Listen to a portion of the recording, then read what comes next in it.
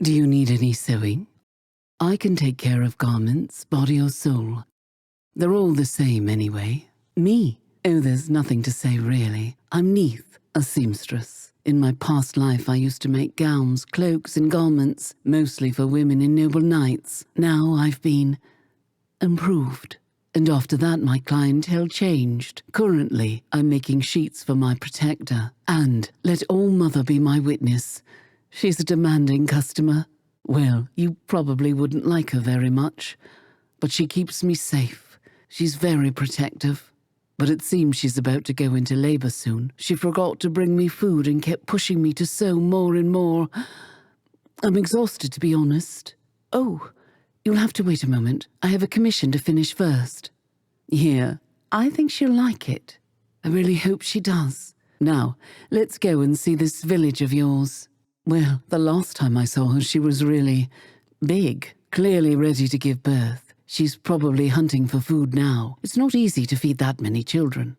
Don't worry, she's not dangerous. She's just a poor woman with a special relationship with the weirdness. And she's a mother after all. She won't turn to violence unless her children are threatened. And I just finished this cloth. It would be really comforting for her to have it. Can I count on you to get it to her? I know.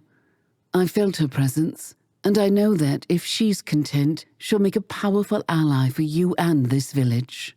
The good thing is that I can feel she's satisfied for now. I don't know what you did, but it certainly comforted her. And we definitely need to keep her feeling that way.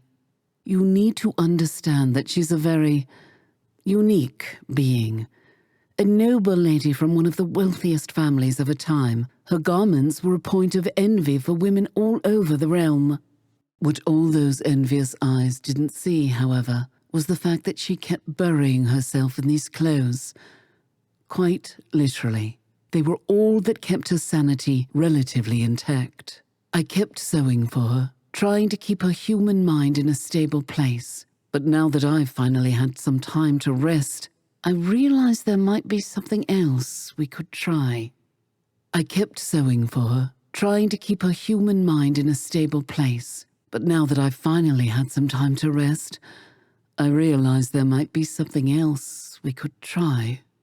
Somewhere out there, you'll find a woman violently changed by the weirdness.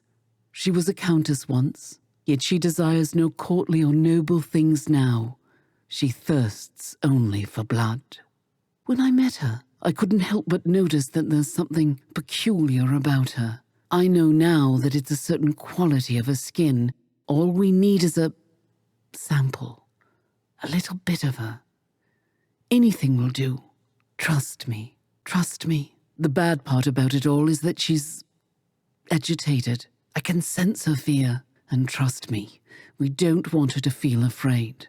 At this point, we can only make sure she doesn't starve and that she doesn't feed her children on weird tainted blood scavenged from hunting out there. There are very peculiar altars all over this island. You know the crystalline structures overflowing with scarlet blood? Surely you've seen them by now. Their original purpose is long forgotten, but their connection to blood is as strong as it ever was.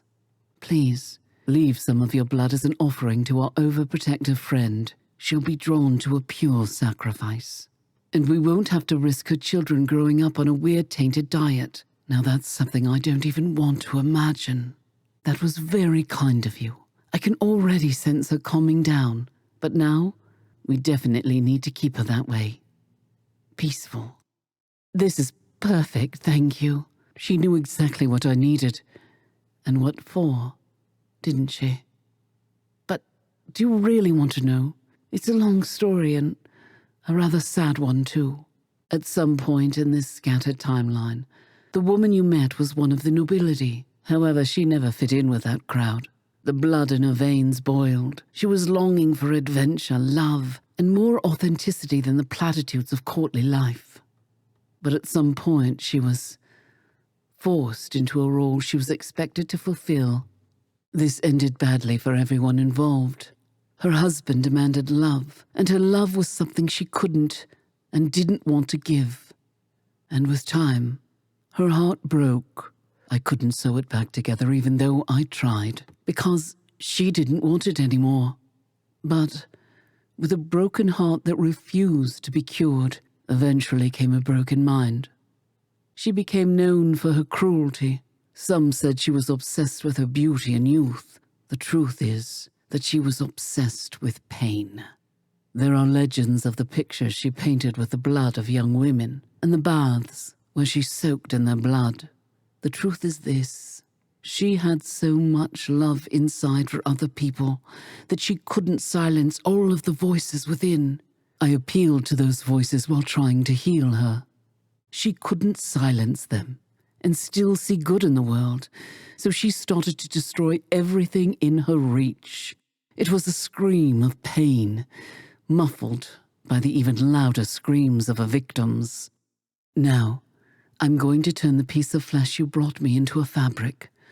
That fragment of skin comes from someone who loved others so much that even the weirdness couldn't mute that feeling. Even after being turned into a beast, after becoming cursed with an insatiable lust for blood, this fabric, her skin, still longs for the touch of another person. And there's nothing that defines a human being more than this need. And there's nothing that defines a human being more than this need. Since we need to help out another lady, the mother of spiders, we need a special thread. A thread to connect her body and mind and sew them together so that she doesn't risk being lured further into insanity by the weirdness.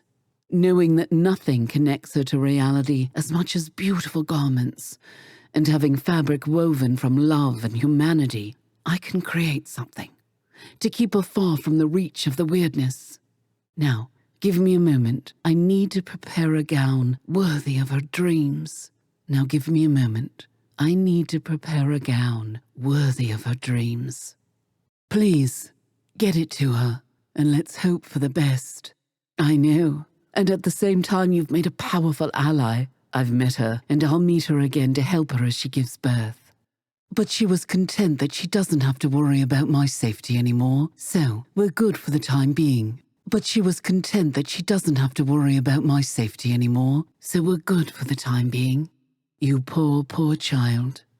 Why can't you all finally understand that in this broken world, nothing is exactly as it seems? Your father blamed you for your mother's death, but he wasn't there when the accident happened. No adult was. You were a child, left unattended. When the fire broke out, was it really your fault that no adult was there to douse it? He punished you by sending you away with a man he knew he could count on, and he trusted Iron because Iron was a coward. I'm sure he hated you at first, but he was happy about the pouch of gold he received from your father. With time, I believe he saw your potential. You have a gift, girl, and he used your gift for coming up with magical potions to make money. Plenty of travelers were buying your mixtures from him. You didn't even know, did you?